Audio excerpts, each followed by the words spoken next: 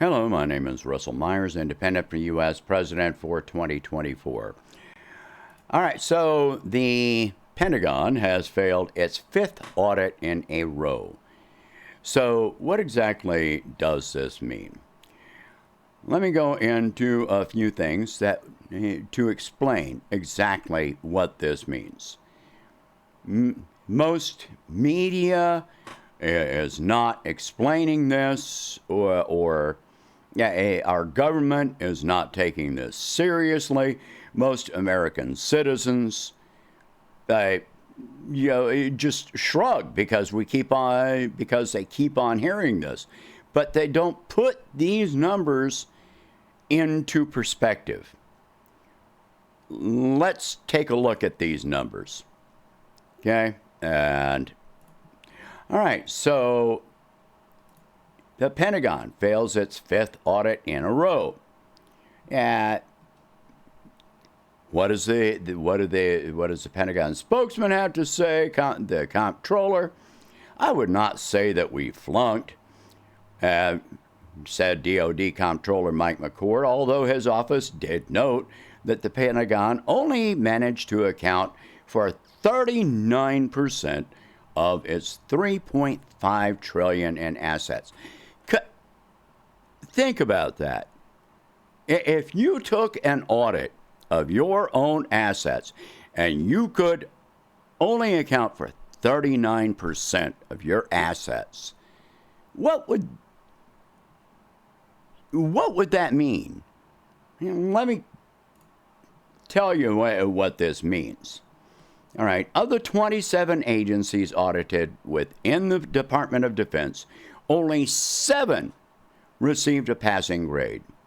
To put some dollar amounts to that, only 39% of the $3.5 trillion in assets are accounted for, leaving a deficit of $2.2 trillion in assets unaccounted for. Readers may recall a very interesting press conference on September 10, 2001, the day before September 11th, when Donald Rumsfeld said the Pentagon couldn't account for $2.3 trillion. But let me bring up something else here. This is from 2019. Uncle Sam cannot account for $21 trillion, and this was all the Pentagon. $21 trillion of Pentagon financial transactions could not be traced, documented, or explained.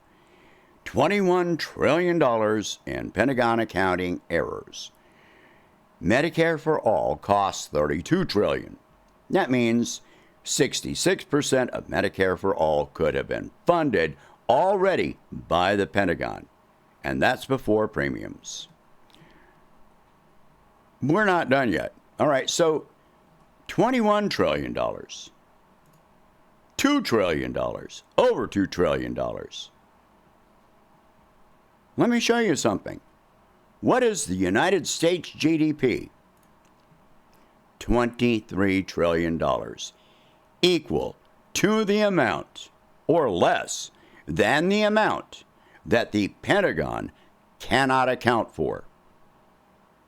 The Pentagon cannot account for a dollar amount equal to, exceeding, the US GDP. So let me put some numbers into perspective for you, because most Americans don't understand just how much even $1 trillion is.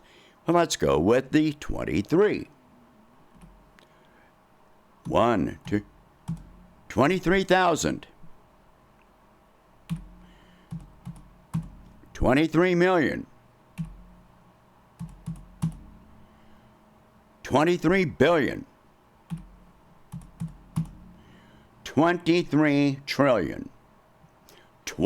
That's 23, followed by 12 zeros. If you earn $50,000 a year, then it would take you 20 years to make $1 million. It would take you 20,000 years to make $1 billion. It would take you 23 million years. 1 million years to make $1 billion. It would take you 20 billion years to make $1 billion. Think about that. So, has anybody been fired for this? No. What's the punitive measure? Well, they talk about cutting funding for 1%. 1% of any agency in the DOD that can outpass an audit. But it doesn't matter because they're spending more than what they're making. The Pentagon does not make $1 trillion a year, and yet they can't account for $23 trillion. So what's the next step? Is there any spending reduction? No. House passes $858 billion military spending bill. That is $80 billion over 2022. They increased the Pentagon budget by $80 billion. We're always told that this military spending is for our safety, our security. How safe or secure do you feel? Millions of Americans are at risk of being evicted from their homes.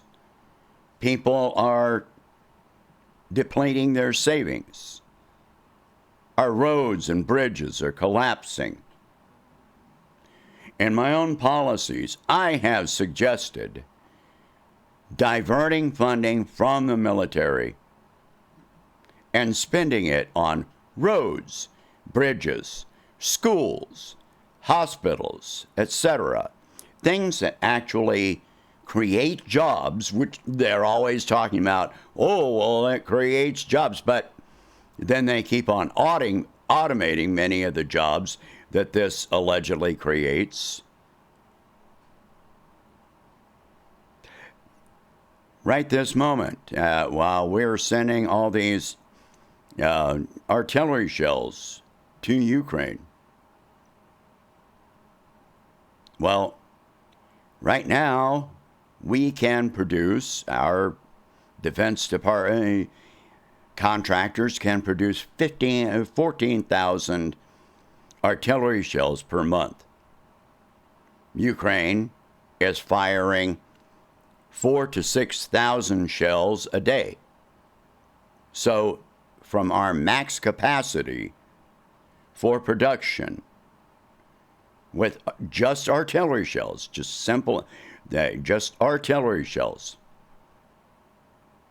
the amount that we produce in 1 month is burned up in that conflict in 2 days. Slightly over 2 days. 2 days and a few hours. That's it. If they burn up 6,000 shells a day, then it's in 26, 28 hours, they've already used up what we can produce. If increasing military spending actually made us safer and more secure, then why do we have to keep on spending more? If it made us safe and secure, then our defense budget should be able to remain stable or decline because we would have a decreasing threat level. And yet every day or so, it seems like every day we're facing a new threat. Every day, a new threat. Are you really afraid of Afghanistan, Iraq, Iran, even Venezuela, China, Russia? These are not the threats that Americans are facing. They're facing low wages, lack of jobs, lack of housing that is out of reach, lack of health care, poor education. These are the threats that we face, and so many others. And this is what we should be spending money on.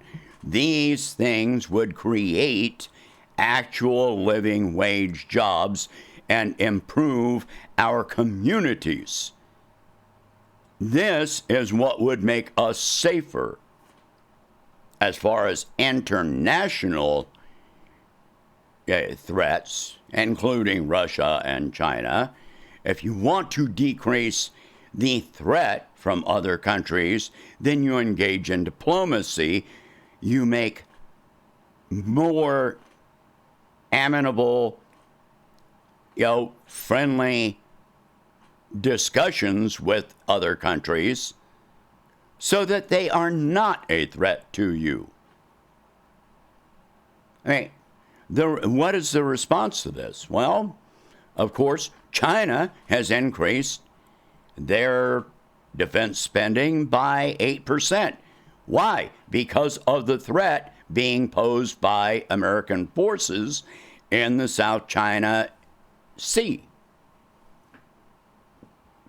Russia has increased their defense spending slightly, think about 3%. For years, they had been decreasing their defense spending. So where does this take us?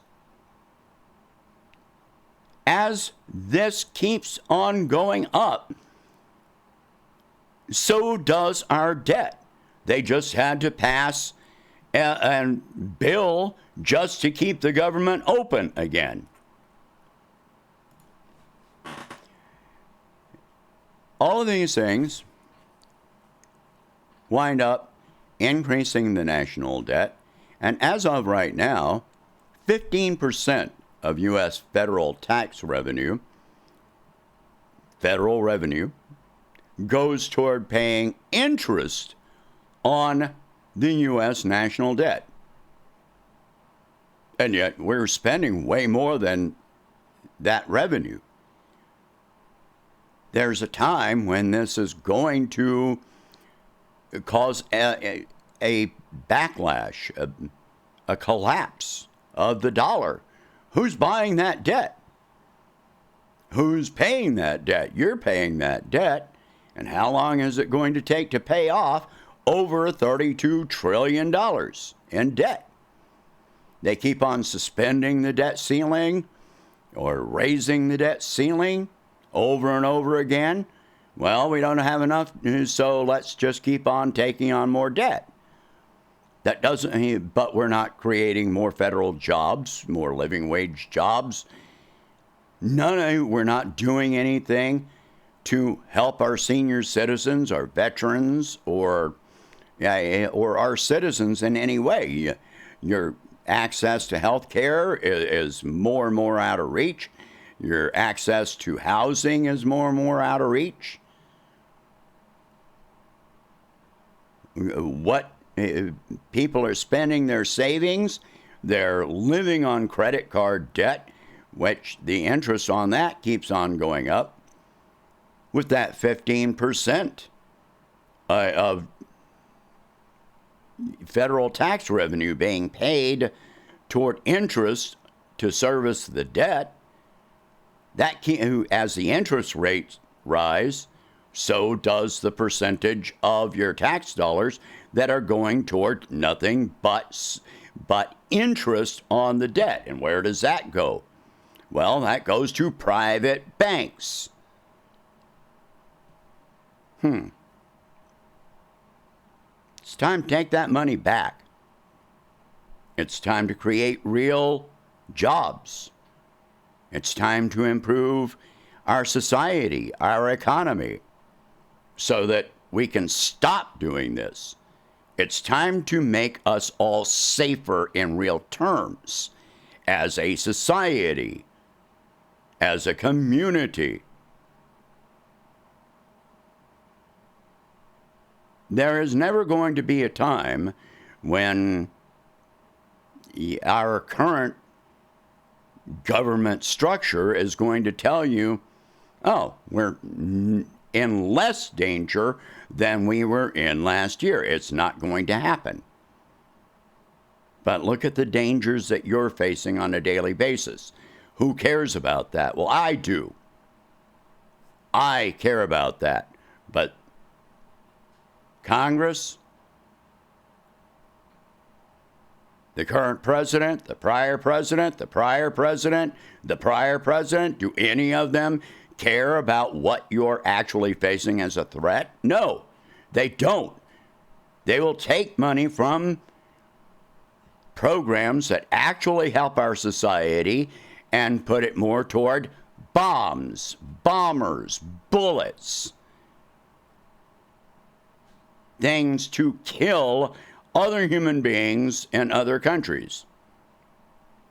Meanwhile, Wall Street cleans up. Your pay goes down. You lose your job. You get laid off. Those are your threats. Look through my policies on defense spending, because this is what we need to focus on. Not China, not Russia, not Iran or Venezuela. We need to just stop helping Saudi Arabia to kill people in Yemen. We need to stop helping any other country that is conducting genocide. Let's have a more humanitarian, a more humanist approach to our government. We need a president that actually cares about the American people. I would be that president in every way. So share this video. If you like this message, share this video. Talk about these subjects. No more war economy. If you can afford it, please donate whatever you can to help expand this campaign. If you just share this message, it helps to expand the visibility of this campaign. Subscribe to whichever source you're seeing this from, please. And thank you for watching. I hope you have a good day.